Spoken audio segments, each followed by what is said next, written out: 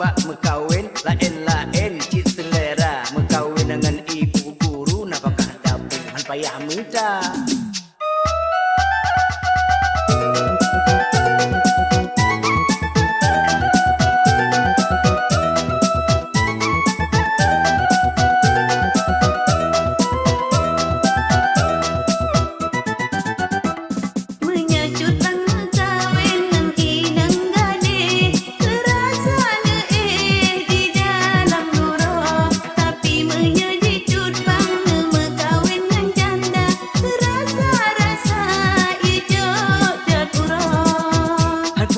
Dengan inang gadeh lepeng lam kuih baru mulia pula menyongan inang matre dia blow HP hana belanja.